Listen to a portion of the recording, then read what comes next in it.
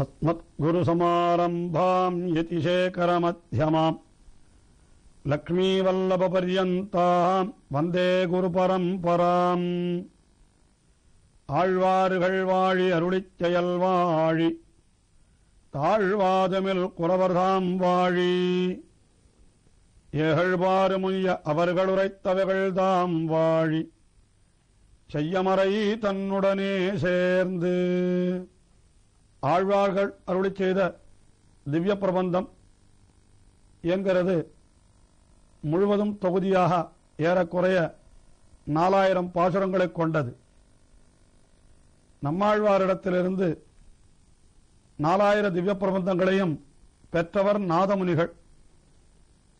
அவர்தான் இந்த 4000 திவ்ய பிரபந்தத்தை தொகுத்து 4000 நமக்கு கொடுத்திருக்கிறார். அதிலே முதல் 1000 இன்னென்ன பிரபந்தங்கள், 2000 இன்னென்ன பிரபந்தங்கள், 3000 இன்னென்ன பிரபந்தங்கள், 4000 இந்த பிரபந்தம் என்பதாக ஒரு அடைவு, ஒரு வரிசை கிரமத்தை அவர் ஏற்படுத்தி கொடுத்தார். அந்த கிரமத்திலே முதலாயிரத்திலே தொண்டரடிப்புடியாழ்வார் அருளிச் செய்த திருமாலை, திருப்பள்ளி எழுச்சி ஆகிய திவ்ய பிரபந்தங்களுக்கு அடுத்தபடியாக திருப்பாணாழ்வார் அருளிச் செய்த அமலநாதிபிரான் என்கிற திவ்ய பிரபந்தம் இடம்பெறுகிறது.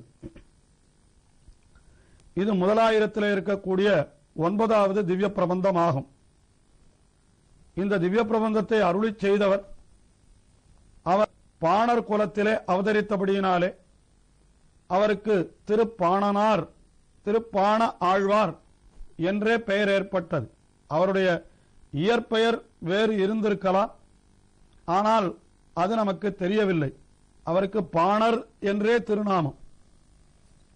இவர் திருவரங்கத்திற்கு மேற்கே இருக்கக்கூடிய அந்த உறையூரிலே, திருவரங்கத்திற்கு மிக அருகிலே இருக்கக்கூடிய உறையூர் என்கிற ஒரு திருத்தலம், ஒரு காலத்திலே அது சோழர்களுடைய தலைநகராக கூட இருந்தது. அப்படிப்பட்ட அந்த உறையூரிலே ஒரு நெற்கதிரிலே அவதரித்தவர் என்று இவருடைய வரலாறுகள் தெரிவிக்கின்றன, குரு பரம்பரை வரலாறுகள். அங்கே ஒரு பாணனாலே, அதாவது பாணர் குலத்திலே வந்தவனாலே எடுத்து வளர்க்கப்பட்டபடியினாலே இவரும் பாணர் என்றே திருநாமம் உடையவராய் இருந்தார். ஆனால் எம்பெருமானுடைய ஒரு விசேஷமான அருள் காரணமாக, கட்டாட்சம் காரணமாக இவருக்கு சிறுவயது முதலே அந்த எம்பெருமானிடத்திலே ஆறாத காதல், பக்தி இருந்தது.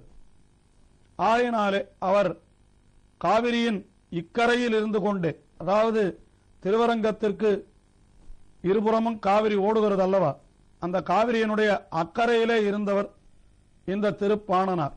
அந்த காவிரியின் கரையிலேயே இருந்து கொண்டு அவர் எம்பெருமானை தினந்தோறும் மனமுருகி பாடிக்கொண்டிருப்பாராம்.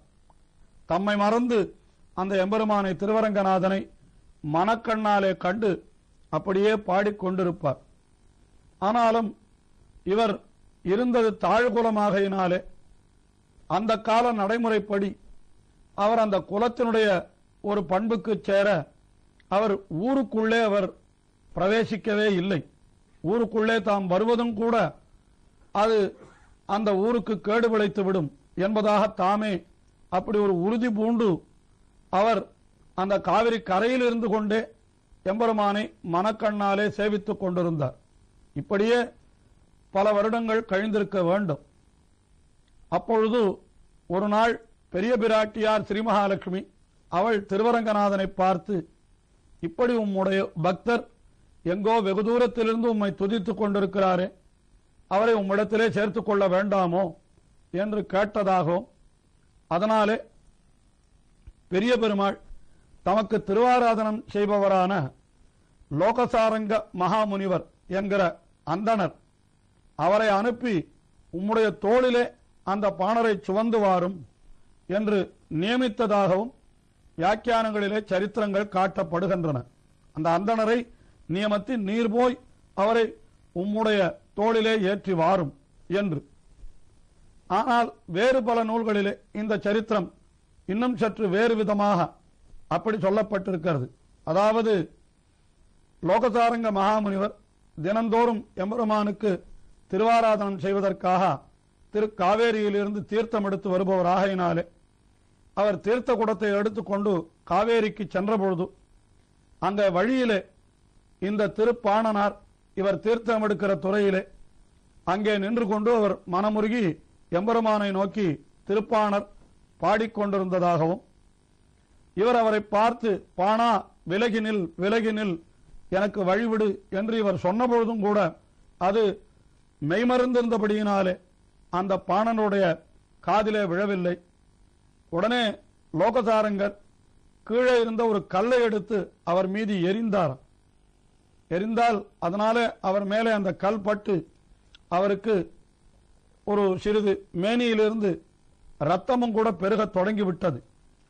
சட்டென்று விழித்துக் கொண்ட பாணனார், ஐயோ நான் அபச்சாரப்பட்டு விட்டேன், தேவரீர் வரும் வழியிலே தேவருக்கு தடையாக நின்று விட்டேனே, அடியேனை க்ஷமித்தருள வேணும் க்ஷமித்தருள வேணும் என்று மன்னிப்பு கேட்டுக்கொண்டு அவர் ஒதுங்கிவிட்டார். இந்த லோகசாரங்கர் அவர் தீர்த்தத்தை எடுத்துக்கொண்டு அங்கே சந்நிதிக்கு சென்ற பொழுது திருப்பாணருடைய மேனியிலே எந்த இடத்திலே பட்டு ரத்தம் பிரவகித்ததோ அதே இடத்திலே பெரிய பெருமாளுடைய திருமேனியிலே ரத்தம் பிரவகித்ததா. அதை எப்பாடுபட்டும் இந்த லோகசாரங்கராலே அதை நிறுத்தவே முடியவில்லை. அது பெருகிக் கொண்டே இருந்தது. உடனே இவர் இது என்ன செய்வது, என்ன அபச்சாரம் செய்தோம் என்று தெரியவில்லையே என்று மூர்ச்சித்து விழுந்து விட்டார். அப்பொழுது அவருடைய நினைவு கனவிலே தோன்றின அந்த எம்பெருமான் லோகசாரங்கரை உம்முடைய தோளிலே சுமந்து கொண்டு வாரும் என்று கட்டளையிட்டான் என்று இப்படியும் கூட விஷயம் தெரிவிக்கப்பட்டிருக்கிறது. இது சில பேர் இப்படியும் சொல்லுகிறார்கள். உடனே லோகசாரங்கர் நேரே அந்த திருப்பாணனார் இருக்கிற இடத்திற்கு சென்றார். அவரிடத்திலே போய் உம்மை அழைத்து வரச் சொல்லி பெருமாளுடைய உத்தரவு ஆயினாலே நீர் உடனே என்னோடு திருவரங்கத்திற்கு வர வேண்டும் என்று அவரை அழைக்கிறார். அப்பொழுது திருப்பாணனார் அவர் நான் திருவரங்கத்தை மிதிக்கலாமா என்னுடைய காலாலே, நான் அந்த குலத்தைச் சேர்ந்தவன் அல்லவே, நான் 5ஆம் வருணத்தவனாயிற்றே, ஆகையினாலே அடியேன் திருவரங்கத்தை என்னுடைய திருவடிகளாலே மிதித்து என்னுடைய கால்களாலே மிதித்து நடந்து நான் வரமாட்டேன் என்று சொன்னாராம். உடனே லோகசாரங்கர் உம்முடைய திருவடிகளாலே நீர் திருவரங்கத்தை மிதித்து நடக்க வேண்டாம் என்பதனாலேதான் அந்த பெரிய பெருமாள் உம்மை என்னுடைய தோளிலே சுமந்து கொண்டு வரச் சொல்லி நியமித்திருக்கிறார். ஆகையினாலே நீர் வாரும், உம்மை நான் தோளிலே சுமந்து கொண்டு உம்மை நான் அழைத்துச் செல்லுகிறேன் என்று சொன்னாராம். ஊரிலேயே காலை வைப்பதற்கு அவர் வேண்டாம் என்று நைச்சானுசந்தானத்தாலே அப்படி இராய்த்தவர் லோகசாரங்கருடைய தோளிலே ஏறுவது என்றால் அதுவும் ஒரு அந்தணர், உயர்ந்த மகாமுனிவர், திருவரங்கனுக்கே திருவாராதனம் செய்பவர், அவருடைய தோளிலே ஏறுவதற்கு மிகவும் அஞ்சினார். ஆனால் லோகசாரங்கர் அவரை வற்புறுத்தி இது பெருமாளுடைய நியமனம் என்று சொல்லவே வேறு வழியில்லாமல் அவருடைய தோளிலே ஏறி அமர்ந்தார். அந்த தோளிலே ஏறி அமர்ந்தவுடனே அப்பொழுதும் கூட அந்த எம்பெருமானையே இவர் பாடிக்கொண்டிருந்தார். அந்த எம்பெருமானுடைய வடிவழகு, அதாவது அவனுடைய திருவடி தொடங்கி திருமுடி அளவாக இருக்கக்கூடிய வடிவழகை அழகிய தமிழ் பாசுரங்களிலே அவர் பாடிக்கொண்டே செல்ல 9 பாட்டுக்கள் வழியிலே அவர் பாடிக்கொண்டு சென்றார்.